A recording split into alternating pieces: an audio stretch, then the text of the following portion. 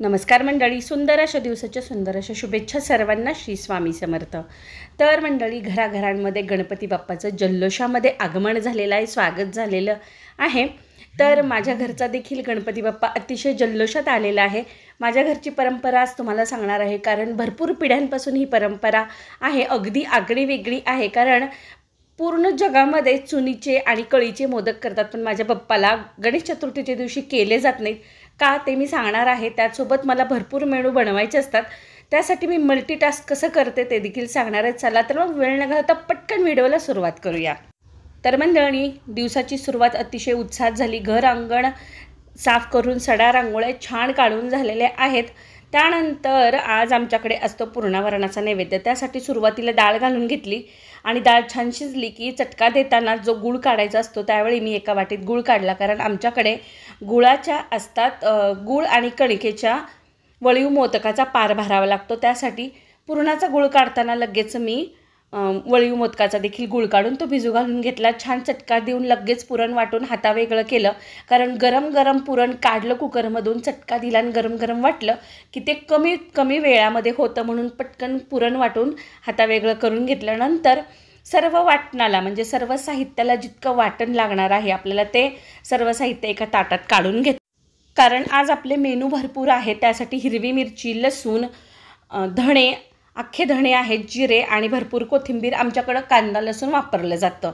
आणि त्यानंतर ओलं खोबरं, लसूण, आलं आमटीसाठी, भाजलेला कांदा आणि आलं लसूण हिरवी मिरची आणि जिरे कढीसाठी हे एका ताटामध्ये काढून घेतलं. सर्व वाटण तयार करून घेतलं आणि एकदा वाटणं तयार झाली की आपल्याला नंतर फक्त फोडण्या घालताना वेळ लागत नाही, कारण ह्या सगळं साहित्य एका ठिकाणी असेल की पटापट आपला स्वयंपाक होतो. आणि ह्यातली बरीचशी तयारी आपण गणपतीची पूर्वतयारी आहे ना त्यामध्ये केलेलं होतं, कारण खोबरं, सुकं खोबरं, ओलं खोबरं हे आपण तयार करून ठेवलं होतं.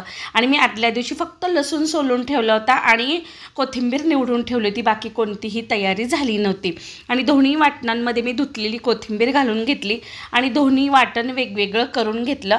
आणि एक हाती आपण दोन्ही गॅसवर लगेच एकीकडे कढी आणि एकीकडे आमटी फोडणी घालणार आहोत. आणि आमटी फोडणी घालताना इथे मी वाटीमध्ये चिंचेचा कोळ देखील काढून घेतलेला आहे, कारण हा कोळ देखील आपण गणपतीच्या पूर्वतयारीमध्ये केला होता आणि लागलीच आपल्याला आमटीमध्ये टाकता यावा, त्यामुळे हा कोळ देखील काढून घेतला आणि फोडण्या करून घेतल्या.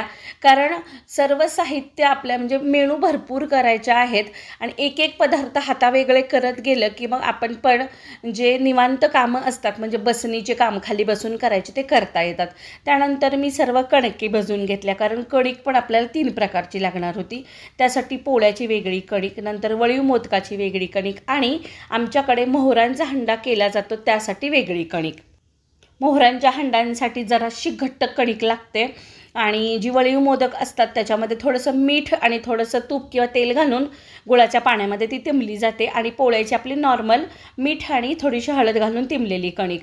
आणि त्यानंतर सर्व पिठं भिजवून घेतली. त्यामध्ये भज्याचं पीठ, आळूवडीचं पीठ आणि वडे, हातावर थापायचे वडे जे असतात त्याचं पीठ देखील भिजवून घेतलं. आणि ही माझी पूर्वतयारी झाली. त्यानंतर कढी आमटी झालेली माझी, सुंदर अशी आमटी.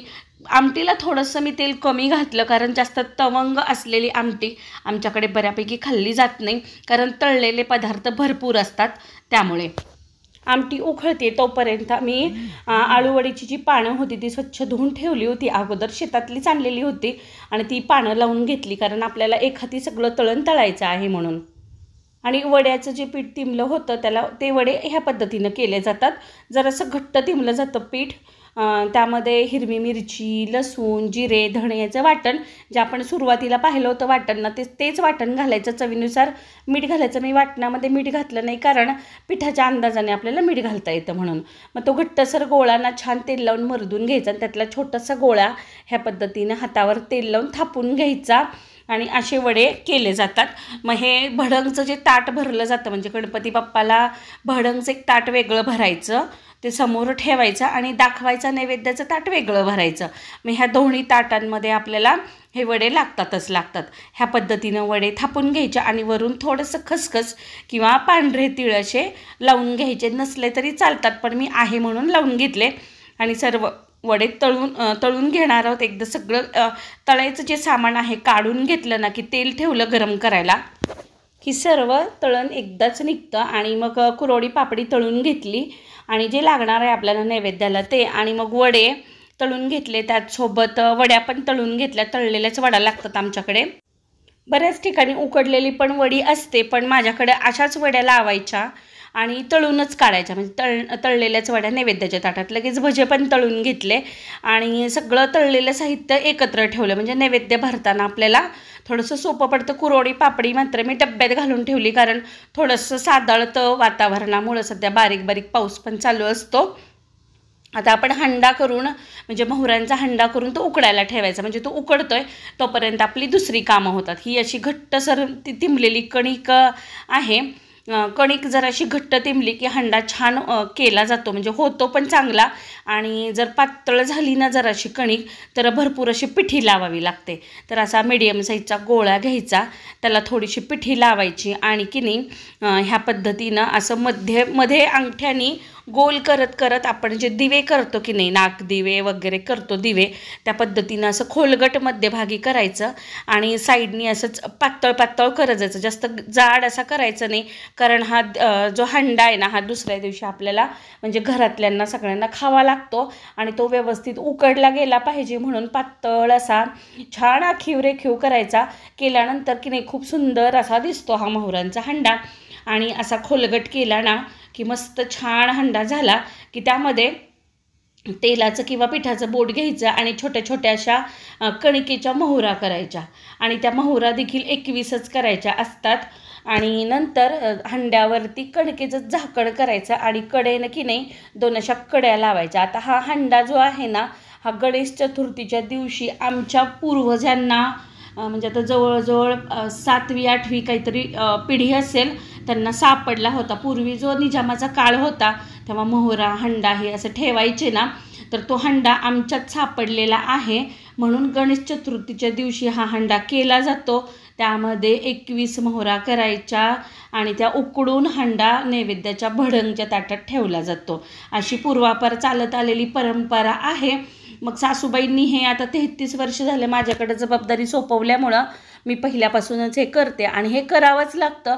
आम्ही सर्वच जण करतो, म्हणजे आमच्यातले सगळेच जण करतात घरोघरी ही परंपरा. आणि ह्याच्यामध्ये चुका करून जमत नाही, कारण ह्या हंड्यामध्ये 21च मोहरा कराव्या लागतात आणि हा हंडा भडंगच्याच ताटात ठेवावा लागतो आणि तो दुसऱ्या दिवशीच उघडावा लागतो. नैवेद्य दाखवल्यानंतर शेवयाच्या भाताचा नैवेद्य, म्हणजे शेवयाच्या खिरीचा नैवेद्य दाखवायचा आधी गणपती बाप्पाची पूजा करून, आणि त्यानंतर तो हंड्याचं झाकण काढायचं, त्याची मोहर उचलायची आणि ती मोहर गणपती बाप्पाच्या हातावरती ठेवायची आणि त्यानंतरच ते भडंगचं ताट उचलायचं. तोपर्यंत ताट उचलायचं नाही. आणि ह्या ज्या परंपरा आहेत, ह्या ज्या स्टेप्स आहेत ना, आता आपण त्याला स्टेप्स म्हणतो, ह्याच पद्धतीनं कराव्या लागतात. ह्यामध्ये जर चुका झाल्या तर ते गणपती बाप्पा फार कडक आहेत आमच्यातले, त्यांना ते सहन होत नाही आणि काहीतरी आपल्याला त्याची प्रचिती येते. त्यामुळे ह्या परंपरा ह्याच पद्धतीने माझ्या सासूबाईंनी मला शिकवल्या, त्या मी आत्तापर्यंत करत आहे.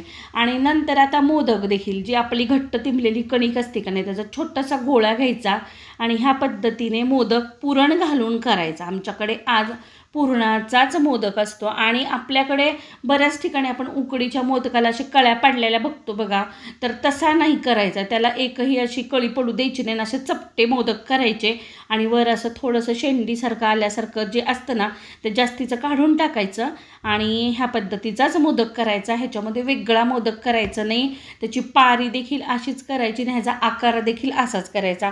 ही परंपरा आहे. आता का करायचं हे मला माहिती नाही, पण सांगितलेलं आहे आम्हाला मागच्या पिढीने, आम्ही ते करतो. हे बघा ह्या पद्धतीचे सगळे मोदक, आणि हे उकडूनच घ्यायचे बरं का, तळायचे नाहीत. आता एरवी 10 दिवस तळलेला उकडलेला आणखीन उकडीचा कोणताही मोदक चालतो, पण गणेश चतुर्थीच्या दिवशी हाच मोदक पाहिजे आणि असाच पाहिजे.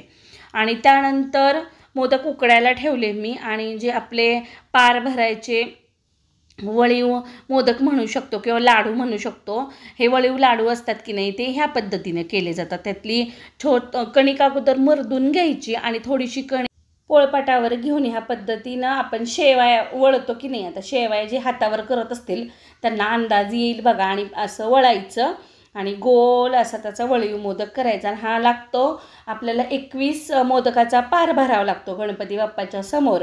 नंतर भडंगच्या ताटामध्ये 5, नैवेद्याच्या ताटामध्ये 5, असे झाले 10, हे झाले 31. आणि परत प्रत्येकाच्या ताटामध्ये 2, 5 ज्याला जसे आवडतात तसे मग आपल्याला एक 40 एक तरी हे वळीव मोदक करावे लागतात. आणि आपल्या आवडीप्रमाणे आपण आकार कमी जास्त करायचा. साधारणतः इतका आकार केला जातो आमच्या प्रत्येकाच्या घरी. जर थोडासा मोठा असला तरी चालतो. आणि हे मोदक की नाही तळावेच लागतात. जे तळणाचं तेल आहे ना ते नाही वापरायचं, वेगळ्या तेलामध्ये ते तळले जातात. आणि सगळा स्वयंपाक झाला. त्यामध्ये पुरणाच्या पोळ्या असतात 10, म्हणजे 5 तेलाच्या 5 बिनतेलाच्या. नंतर आता भडंगचं ताट दाखवते मी. तो आपण उकडलेला हंडा, मोदक, आमटी, दुधामध्ये तूप, कढी, त्यानंतर तुपाचं बोळकं म्हणलं जातं. तुपाचं बोळकं म्हणजे पुरण असतं की नाही, पुरणाचा असा थोडासा उंडा घ्यायचा, नुसतं पुरण, त्याची अशी गोल वाटी करायची आणि त्यामध्ये तूप घालायचं. पुरणाचं बोळकं म्हणलं जातं किंवा तुपाचं. त्यानंतर एका छोट्याशा वाटीमध्ये तूप साखर पण ठेवायचं. आणि नंतर भात आणि भजे, पापड, कुरडई हे तर असतंच, कढी आणि ते वडे. आणि ते वळीव मोदकाचं जे पीठ आपण तिंबलं होतं का नाही त्याच्या करायच्या गोड पुऱ्या, ती पुरी पण लागते भडंगच्या ताटामध्ये. हे असं सगळं भडंगचं ताट भरून झालं आणि मस्त समया वगैरे लावून आपण बाप्पाचं पूजन केलं. तर पूजन करताना देखील 21 पेंड्या लागतात दुर्वांच्या, 21 सुरळ्या पानाच्या लागतात. आता त्यांचा हार आम्ही केला नाही, हारामुळं खूप झाकलं जातं म्हणून साईडला ठेवले, तुम्हाला दिसत असेल. पान असतं की नाही आपलं खाऊचं पान, असं हातावर सुरळी करायची आणि ती दोऱ्याने बांधायची. अशा 21 सुरळ्या केल्या. आणि त्यानंतर पार भरून घेतला आपल्या मोदकांचा, म्हणजे लाडवाचा, त्या गोड लाडवाचा. आणि नंतर कणीस आणि काकडी तर पाहिजेच, कणीस काकडी दोन्ही बाजूला ठेवलेली असते. आणि हा कलश असतो. आणि कलश पूजन तर आपण करतोच, आपल्याला सेवेमध्ये माहिती आहे. आणि हे भडंगचं ताट आरती झाल्यानंतर लगेच ठेवायचं. आणि पाणी पण वेगळं ठेवायचं, तांब्या आणि फुलपात्र हे पाणी पण झाकून ठेवायचं. नंतर ते भडंगचं ताट एकदा पाणी फिरवलं म्हणजे दुसरं पाणी फिरवायचं. नैवेद्याचं ताट जे आपण 2 पोळ्यांचं करतो त्याचा घास मोडायचा आणि तो नैवेद्य बाप्पाला दाखवायचा आणि आपल्या घरातल्या गणपती बाप्पाला पण दाखवायचा. ह्या पोळीतला घास मोडायचा नाही. हे अशाच अख्ख्या पोळ्या सर्व ठेवायच्या, झाकायचं आणि हे रात्रभर असंच ठेवायचं. तर असं असतं आमच्याकडे, परंपरा आहे. भडंगचं ताट, मोहरांचा हंडा, नंतर वेगळ्या पद्धतीचे लाडू, वेगळ्या पद्धतीचे मोदक आणि नंतर हे वडे वगैरे वेगळ्याच पद्धतीचे आहेत. तर त्यानंतर दुसऱ्या दिवशी म्हणजे आज शेवयाची खीर करायची आणि ती खीर अगोदर घेऊन यायची. पूजन करायचं गणपती बाप्पाचे, सगळे खालचे फुलं, दुर्वा वगैरे साईडला करायचं, हार वगैरे घालायचा आणि आरती करून घ्यायची. बाकी आपण धूपदीप लावतोच, अष्टगंधा अक्षता हे तर असतंच. आणि नंतर ते जो शेवयाचा भात आणलेला आहे त्याचं आधी बाप्पाला खाऊ घालायचं, पाणी पाजून घ्यायचं आणि मग ते बाप्पाला नैवेद्य झाला दाखवून की मग तो मोहरांचा हंडा जो आहे ना त्याचं अलगद असं झाकण काढायचं आणि ती मोहर हातावर ठेवायची आणि मग ते ताट उचललं जातं. अशी ही परंपरा आहे आमच्यात सगळ्यांकडे. आता पिढ्यानपिढ्या चालत आलेली आहे. आम्ही ह्याच्यामध्ये कोणताही बदल केलेला नाही आणि कुचराई करून जमत नाही. एरवी आमचे पप्पा काही खातील भाजी भाकरी, पण गणपतीच्या दिवशी म्हणजे गणेश चतुर्थीच्या दिवशी हीच परंपरा चालू झाली, म्हणजे चालू झालेली आहे, तीच पाळली पाहिजे असा नियम आहे. बाकी फळं वगैरे तर आपण आपल्या आवडीप्रमाणे ठेवू शकतो. आणि आता उद्या येणार आहे तो महालक्ष्मीचा व्हिडिओ, कारण आमच्या महालक्ष्मी पण अगदी वेगळ्या आहेत. तुम्ही पाहिला नसतील आत्तापर्यंत कुठेच अशा महालक्ष्मी, आणि तो व्हिडिओ देखील खूप इंटरेस्टिंग आहे बरं का. त्यामुळे चॅनलला जर सबस्क्राईब केलं नसेल तर पटकन करा, शेजारची बेल घंटा देखील क्लिक करा, म्हणजे नवीन व्हिडिओचं नोटिफिकेशन तुम्हाला मिळेल. मिस होणार नाही. तर असा हा आमचा परंपरागत चालत आलेला गणेश उत्सव. परंपरा कशी वाटली कमेंट करून नक्की सांगा. आमचे गणपती बाप्पा कसे वाटले हे देखील कमेंट करून नक्की सांगा. आपण पर्यावरणाचा विचार करून हे गणपती बाप्पा आणलेले आहेत. चला तर मग आता नवीन व्हिडिओमध्ये भेटू अशा छान छान सेवेसोबत, छान छान रेसिपीसोबत, छान अशा माहितींसोबत. आणि उद्याचा व्हिडिओ मिस करू नका.